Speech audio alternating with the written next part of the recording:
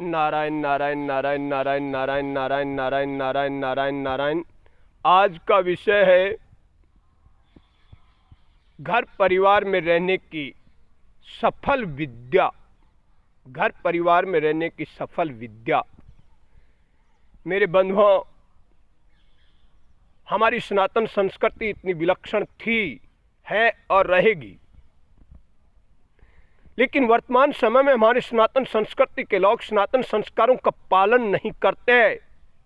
इसी कारण दुख, तकलीफ, पीड़ा और आपसी राग और द्वेष और समाज में वैमनस्य की भावनाएं मानव के प्रति मानव की हो गई। हमारी सनातन संस्कृति से दुनिया का निर्माण होता है। सनातन संस्कृति सृष्टि की शुरुआत है, आदि और अंत है। सनातन संस्कृति से ही दुनिया की शुरुआत है और सनातन संस्कृति के साथ ही दुनिया का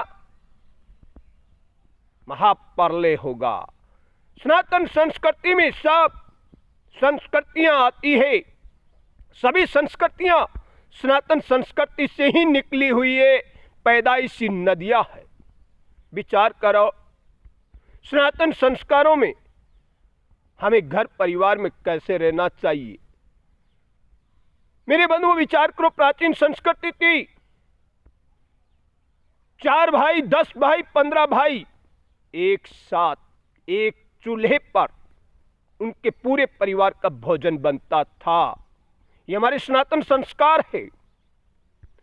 पूरे परिवार का एक चूल्हे पे भोजन बनता था। आज एक एक संतान है माता पिता के, और वो भी अलग अलग रसोई पकाते हैं। ये कहाँ के संस्कार है? कौन सी संस्कृति के संस्कार है? मेरे बंधुओं, विचार करना जरूर। भारतीय सनातन संस्कृति में वसुधैव कुटुंबकम, पूरा विश्व एक परिवार है और उस परिवार में हमें कैसे रहना चाहिए। आप 4 भाइयों, 5 भाइयों, 10 भाइयों, जब तक आपके माता पिता जीवित रहते हैं, कम से कम जब तक आपके माता पिता जीवित रहते हैं और उनकी आप सद्गति चाहते हो, उन्हें सदा सुखी देखना चाहते हो, अगले जन्म में भी उनको सदा सुखी रहे, ऐसी भावना के साथ यदि आप माता पिता के आज्ञाकारी पुत्र हो, यदि आप माता पिता के आज्ञाकारी पुत्र हो और अच्छे संस्कार लिए हो, तो आप 4 भाई, 10 भाई, 15 भाई एक साथ एक परिवार में रहेंगे और एक चूल्हे पर सबका भोजन बनेगा। तब तो है आपकी मानवता, विद्वता, आपका बड़प्पन। और माता पिता के रहते रहते अकेला बेटा भी अलग हो गया। 2 हो, 4 हो, 5 हो, अब उनमें बुद्धिमत्ता देखना। बेटों में कहाँ की बुद्धिमत्ता आई है? जब पहला बेटा बड़ा होता है, विवाह संस्कार होता है, धन कमाने लगता है, जब वो माता पिता से अलग हो जाता है। मेरे बंधुओं, एक जगह आप लोगों को छूट है। यदि आप माता पिता के आज्ञाकारी हो, बाहर कहीं राजकार्य से या व्यापार आदि से आप अपने गांव परिवार में न रहकर आपको सपरिवार बाहर रहना पड़े, उस स्थिति में आप माँ बाप से अलग होकर रह सकते हो। लेकिन यदि बाल बच्चे आपके गांव में आए, माता पिता दादा दादी के संग रहने का मौका मिले, उस स्थिति में चाहे 4 भाई हो, चाहे 5 भाई हो, चाहे 10 भाई हो, जहां आपका जन्म स्थान है, वहां पर आप 4-5 जितने भी भाई बंधु हो, एक चूल्हे पर भोजन करना शुरू कर दो। आज भी शुरू कर दो तो आपकी प्राचीन संस्कृति पुनः जागृत हो जाएगी। और जिस दिन भारतीय सनातन संस्कृति के संस्कार पुनः सर्जित होंगे भारतीयों में, उसी दिन भारत पुनः स्वर्णिम बन जाएगा। अब बड़ा भाई जैसे ही शादी विवाह संस्कार होता है, धन दौलत कमाने लगता है, उस समय अपने भाइयों को और माँ बाप को छोड़कर अलग हो जाता है और उसी घर में अलग चूल्हा जलाता है। इसे बुद्धिमत्ता नहीं कहते, इसे विद्वत्ता नहीं कहते, इसे कहते मूर्खता। मूर्खता, मात्र मूर्खता।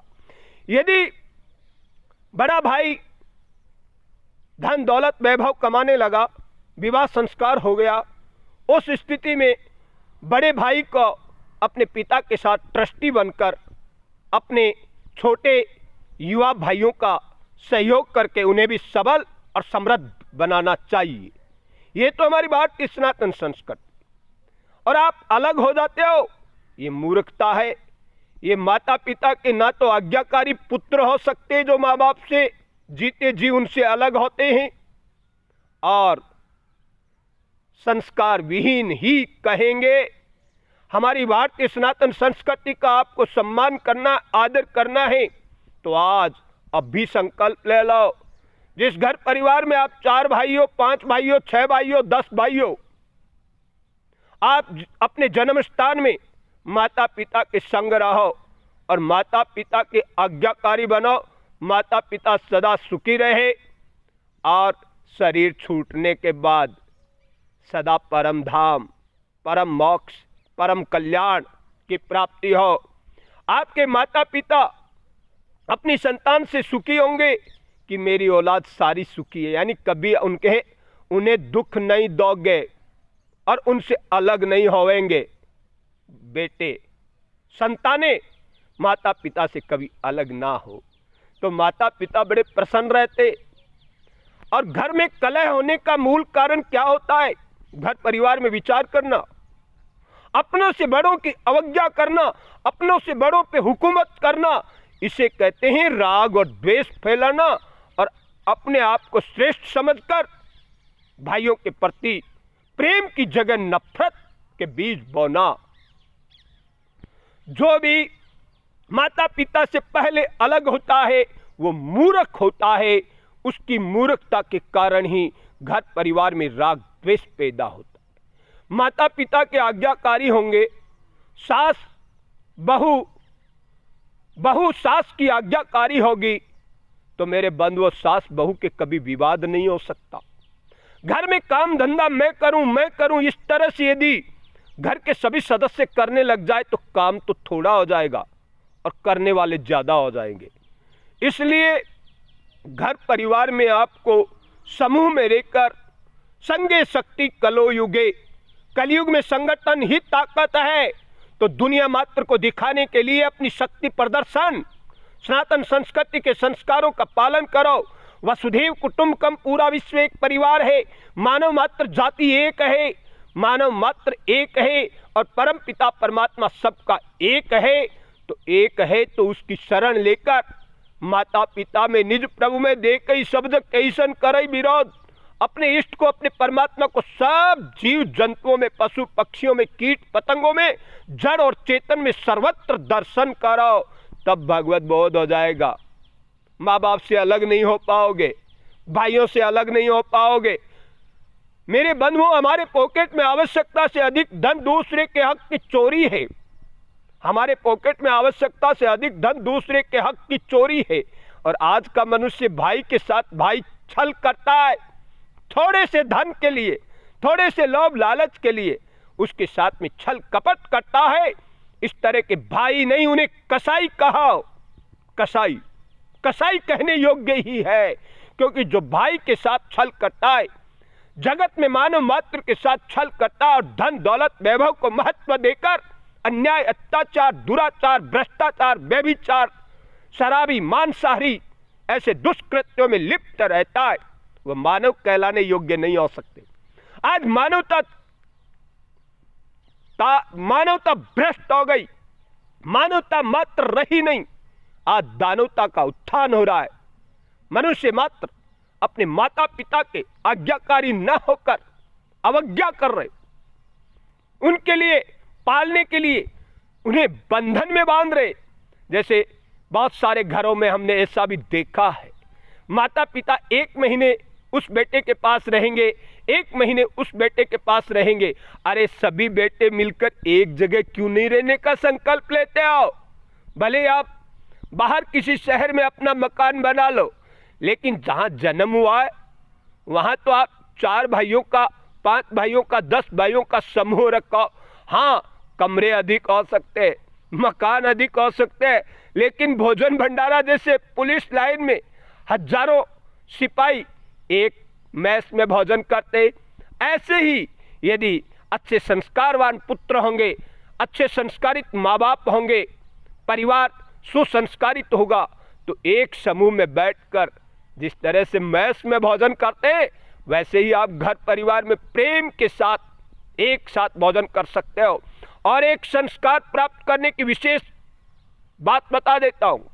जिस परिवार में सायंकालीन बच्चे से लेकर बुढ़े तक एक साथ बैठकर भोजन करेंगे और हमारी सनातन संस्कृति के संस्कारों का पालन करते हुए भोजन करेंगे, तो उस घर परिवार में सदा शांति, सदा आनंद, भगवत प्रेम हमेशा मिलता रहेगा, सदा आनंद में रहेंगे, इसमें कोई संदेह नहीं है।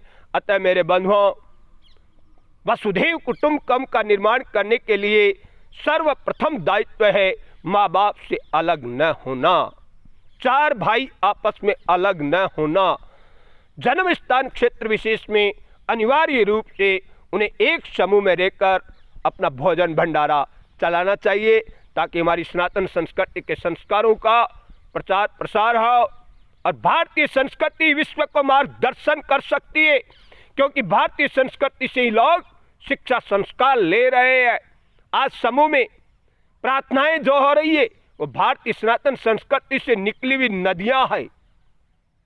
हाँ, आप अपने संस्कारों को भूल रहे हो, लेकिन विदेशी लोग हमारी भारतीय सनातन संस्कृति की ओर बढ़ रहे।